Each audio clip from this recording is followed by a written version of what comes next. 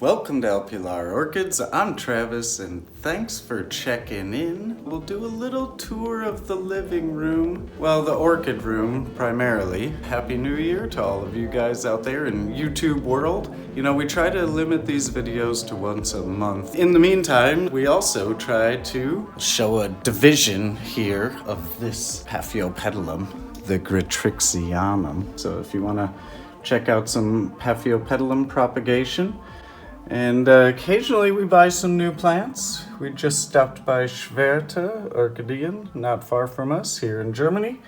Bought a couple small new additions. And also soon we will have a vid on just looking at the Catasetums. We'll have some deflask videos coming up for you guys soon as well, because we have a ton of deflasking to do. So if that's something that you might be interested in, hit subscribe, maybe that bell notification. The Shooting Stars, Black Gold, new growth still coming along. And we still have one seed capsule that's still looking good.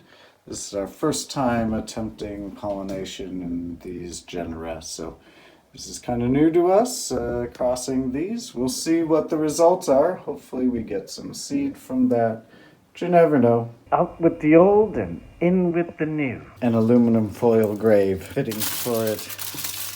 Yes, done. Goodbye, Mini Mark. I'm no longer going to give you water. Done.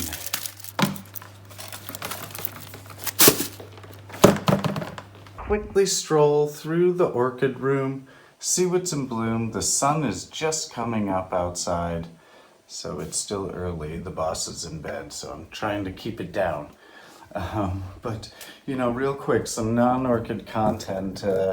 Just because, you know, we're so happy about our bamboos. And finally, I feel like I've figured out that water culture works really well for bamboo. So if you struggle with them or you've had some that just don't like to live, then, you know, give water culture a try with them. These plants have been potted up like 4 to 5 years. This one is 5 years and it's almost as tall as I am. Almost. So this variegated bamboo has been in this glass vase, well, for about 3.5, 4 years now. And yeah, we just top up the water every couple of months.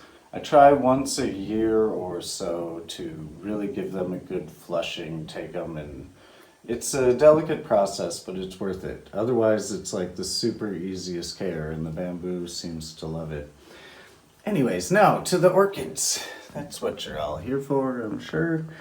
You want to see some orchids, so we'll start with some bright cherry ones. This is our no ID that kind of got us started in the whole thing. We call it paprika, even though it is no ID. So it just puts on huge long spikes, and now it's growing a new spike. And yeah, so for this plant, we'll try to give just really brief culture notes on each of the flowering orchids that we're going to show. So this is grown in bark and leca in like a glazed clay pot. So this is one of the only orchids, Phalaenopsis, that we grow in a glazed clay pot. Water it once a week, just pour water through it, and that's it. Loves to bloom. It's been in flower for several months now. Right next to that is a Paphiopedilum, well, down on the shelf below it, but this is Paph primulinum, and this is a sequential bloomer, so this is like the 3rd or 4th flower it's put out. I did pull the pollen off this a couple days ago, and it is carrying a seed capsule. This phal and a few others we grow in water culture, and this is the Phalaenopsis schilleriana. That's this plant here, schilleriana, and I'll try to pull it out. You can see, well, it's kind of drying right now, but yeah, we just shoved it down into a glass. What we do for our phals in water culture, in the winter time now, we fill them up like once every week, and we let them soak overnight for like, I don't know, 18 to 24 hours. And then now over Christmas and the holidays, they actually went like 2 weeks without being soaked. and they seem to do fine. They're still flowering, so this one didn't seem to skip a beat, even though I was a bit worried about these water culture phals that long without any water, but nope, they're fine. This phal really struggled for like 2 years in bark and in a pot, and this plant is the reason that we do water culture now, because it's bloomed now 2 years in a row since it's been in water culture. And yeah, everything is much, much better. The leaves are growing again and getting to full size, and yeah, coloration looks good. So then down on the bottom shelf, a little bit cooler, is the Paphiopedilum. This is a Maudii vinicolor, and the cultivar is called Schwarz Madonna, which you can see how black and dark. Well, now it looks purple. In the daytime it looks blackish, but yeah, really nice dark bud coming on there. So we'll have to keep an eye on that. Maybe try to film some non-orchid content as well, and try to maybe just do a couple consolidated longer videos that I'll post like in off times. This little bonsai, this is a ficus, and it really needs to be trained this year. It needs to work out. I had it in a smaller kind of bonsai training pot, and that got smashed when the cabinet fell over, the plant shelf fell over in here and damaged the gigantea. This pot also got smashed, and so I had to replace it and put it up into a bit larger training pot to kind of, I don't know, help it grow on a little bit. And so this year I need to do a lot of work. I need to do a lot of pruning, but first I want to try to, get this branch. Anyway, I'm going to do some work on this, and I may film it. But growing right next to it, we just saw, this is the Maxillaria marginata, and just saw that it's put out a flower, and I'm not sure. It's growing a bunch of new growths all around the plant. And normally it blooms kind of in like spring, summer. So yeah, but this is like our big Maxillaria marginata mother plant. We also do a lot of filming with the Maxillarias because they're so easy to propagate. So we did show the chopping off of this little single pseudobulb because it was growing off at a weird angle, and it just I didn't know what to do with it. And so threw it in some media, and sure enough, now it's got a new growth coming on, looking good and nice and green and happy. Now back to some flowers. What's in bloom? This is the Paphiopedilum limianum. Now this flower hasn't quite turned over like it should have. All the rest of them have done fine. You can see the last flower just fell, and then it opens the next one. It's put on about 10 flowers in this inflorescence. And so the limianum here is a sequential bloomer. So that's what it does. In the paphs, there's sequential bloomers that just bloom a couple flowers at a time. This would hold 2 to 3 flowers through the peak of the growth season. And you can see it's still putting on a couple more flowers behind here, so it's still not done yet. So I recommend this Paphiopedilum to anybody who is maybe thinking about getting into the paphs. These seem to be really strong growers, and they're in bloom for a long time. The flowers are really cool. I did misspeak in one of my videos. I said that this was part of the Paph Pinocchio parentage, and it is not. The parent in the Pinocchio is actually very similar looking, but it is not the limianum. But the limianum is a great plant, and I really, really highly suggest it. The new genera to us, the Collagenes, this is a cristata, and you can see it does have a flower spike, but it's taken its time. It's just not, it's growing and developing, but man, it's slow. And then I guess we're not really giving it maybe the best care, or it's just slow. I don't know. These are new to us, right? So we're learning this genus, and certainly this plant. But this we got from Hans Christensen. We grow this in the green cube. This is what he grows in. It's like this glass rock wool kind of stuff that's ground up and mixed with perlite. That's what he grows in. So we've left it in that. We water this like once a week or so, just really flooding it, and we try to keep it moist, although that media seems to hold a lot of moisture. So generally it seems fine in our conditions. They say it likes it a bit cooler, so we're trying to grow it over here by the window. And it seems like it's doing okay, maybe a bit dehydrated. With some of these leaves look a little floppier than I kind of remember them when we got it, but generally, yeah, it seems like it's doing okay. The pseudobulbs are still plump, there's no wrinkling, so happy with it. Hopefully we can get it to bloom. That would be nice. And then right down here on the floor next to it is one I need to post a picture to the orchid board, because this is the project orchid from the orchid board from last year in 2024. And you can see now it's in low bud. This is Paphiopedilum labaudianum, and that's the name of this. It's a hybrid between Philippinense and Hainaldianum. Hopefully it will go to flower. Can get it to go all the way. Oh yeah, and these guys we grow in semi-hydroponics. So most of our Paphiopedilum slipper orchids we grow in semi-hydro, which it's all leca pellets down in here. There's no bark or organic media. It's all inorganic. And we leave water down in the bottom, and it wicks up from the reservoir. So in the summertime, we water them twice a week. And like Wednesday and Saturday is our schedule generally. And we fill them up to the rim and then let the water drain out. And then there's a reservoir that sits, and we'll try to flush that reservoir out, make sure it's just fresh water. No old nutrients or waste from plant excrement is down in there, whatever, dead root stuff. So try to flush them pretty good with each watering. But that's how we do our semi-hydro for all of our Paphiopedilums, including this Bellatulum, which is putting on its little sheath leaf.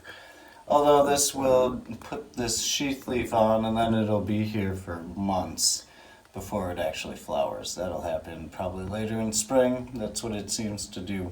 This is the Phal little sister, and just an amazing Phal hybrid. And with this thing is just crazy. It's been in bloom since like April and just keeps flowering and flowering, and really nice pretty pink striped with a really pure white background. These lips are fuchsia and super striking. I mean, this is just a really nice hybrid. It's an older hybrid. It's been around for a long time, and just we're really happy to have it. It's great plant. And I guess one of our Cattleya RLC hybrids that we grow inside now in the winter. This was growing outside over the summertime, but it looks like it's putting on some sheaths. I'm not sure if these are gonna produce flowers. Hopefully they do. Another one there on the other new growth from this season. So overall, this seems happy. We grow it in bark and leca, but in a clay pot. So now in the winter time, we water this guy every couple of weeks. 10 days, 10 to 12 to 14 days, we water it. Trying to lay off on just like the weekly watering for everything, including this guy and the other RLCs. Here on the table next to that Cattleya is this Phalaenopsis hybrid. This is an Ambinosa. Awesome plant that puts on a lot of buds. It's a spiking machine, so it just keeps putting out spikes. Here's another new spike that it's growing, even though it's holding like 4 or 5 others. 4 other spikes that are branching. And yep, another new flower opening up. So the Ambinosa has Amboinensis, Phalaenopsis amboinensis in its parentage, and that is known for a very interesting fragrance. And this has part of that. It has kind of this like, I don't know, it's really cool. It's like this fragrance that just kind of sticks in your nose and you can remember it later. It's hard to describe. It's a very interesting, kind of like weird, I don't know, I think a lot of people don't like it, but I think it's just really cool that a plant will smell like that, honestly, and very strong. Like in the summertime, this one smells a lot more than these blooms here in the winter. But anyways, enough about the smell. The plant is potted in bark and leca, and so now here in the winter time, like everything else, we water it, every week to 10 days. This is the Paphiopedilum venustum of the albescens form. Not true alba because of these like black stripes and spots that you see on the petals.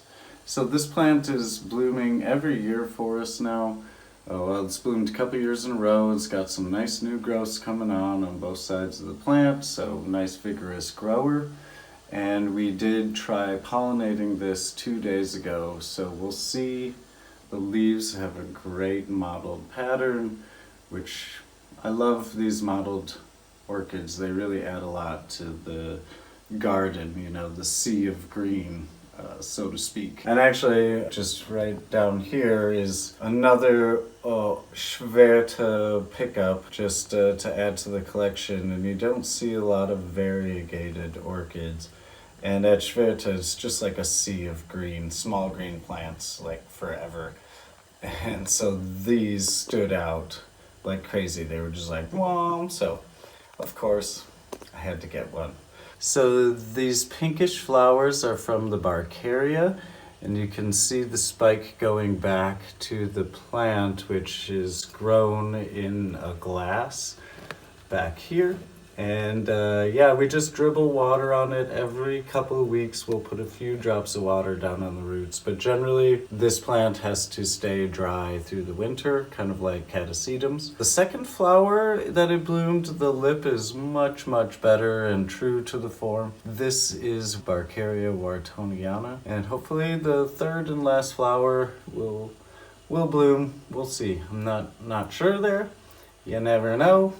We also have this Barkeria nervosa. These are some seedlings that we deflasked going on about a month ago now. So I'm going to start acclimating them. We grow them in this little dome, which we can close. And just for this guy, every week we dribble water on the roots and then leave some water down in there to really increase the humidity. So the spikes are still growing. They're starting to fatten up a little bit, so hopefully it will flower soon here for us. I mean, I don't know if I take it out of the little dome here before it goes into bloom. I don't want to do it as it's blooming, but I don't want to stop it from blooming, so. Now we're super excited about this little plant back here. This is the Oncidium titanium treasure, and now it's put on 2 spikes. So we totally were just like speculating on this when we visited a nursery, Hans Christiansen in Denmark. I saw this plant and just, I don't know, something about it just really spoke to me and said buy me, and I'm glad it did. 2 spikes coming on, as you can see there, looking really nice and happy. And this had the smell me sign in it, so it is a fragrant orchid, like a lot of the Oncidiums are. But I'm not sure. We'll see what this flowers out like. Hopefully it's smelly. That's the whole idea. Yeah. And then over next to that is Phalaenopsis. This is Amabilis, a species phal. Cultivar is called Snowflake. A really nice, compact little phal. The roots are crazy, and so after it flowers, it's due for a repot. We've finally been able to get it to bloom. Right next to that is another species. This is Stewartiana. So Phal Stewartiana. Nice modeling on these leaves towards the end. It kind of, it's an interesting leaf. And got a few buds coming on there, so hopefully they all make it. And yeah, again, we are not sure what this plant looks like. This is the first time it's bloomed. We got this as a rescue from an online friend of ours a few years back. And finally it's come back to life. Hopefully it goes all the way, we'll see. Yeah, and so then on this shelf also now is where we have our Catasetums growing. And as you can see, they're pretty much now going into full dormancy, losing all of their leaves. These two back here are the black pearls, SVO black pearls. So they're not Catasetums, they're Fred Clarkiara, I don't know. It's a genus that's named after Fred Clark, who bred these orchids. He is the owner, operator of SVO, Sunset Valley Orchids in California. And that's where he bred this one. And I think finally we've been able to maybe get it to produce a spike. There's one there, and this plant next to it actually has two, if it will focus there, one on each side of the pseudobulb. So happy about that. I mean, I hope they grow into spikes. I don't know. We're still not like super confident on these guys. But our confidence has grown because we do have one finally in flower.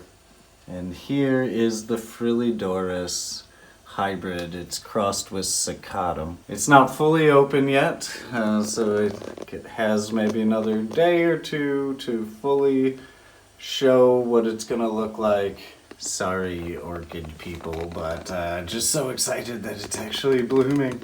We finally got a Catasetum to bloom, and it's like the male flowers. It's not the green domed pollinator ones, or whatever, the female ones, I think, right? So these have the pollinia in them, and they are showy, ciliated, finger-like margin on the edge of the lip. Awesome! Super excited there. I mean, for us, that's a huge win that we've finally gotten a Catasetum to bloom after 4 years.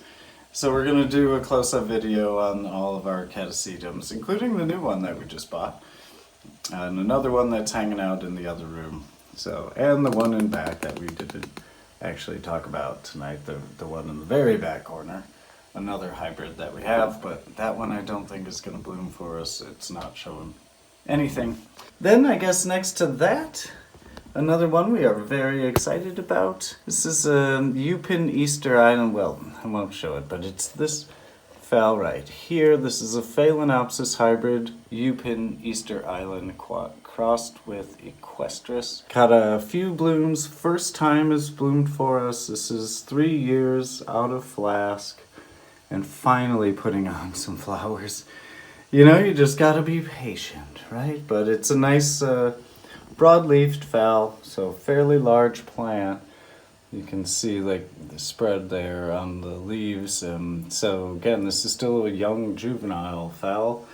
Has a ways to go before it shows its full potential, but showing promising signs, being a good hybrid. And another one that we deflased around the same time, around 3 years ago, that's this crazy one here. Let me, of course, gonna catch on everything. Well, it's that one there with all the leaves. There's about eight or nine little leaves on this tiny little plant. Show my finger there for scale, right? So you can see it's in a little coffee mug. It's a really nice compact little plant growing a nice compact spike, couple flowers on it. But we have no idea what it's gonna look like. This is the Tangshin Phoenix crossed with Brother Picotee Sweetheart.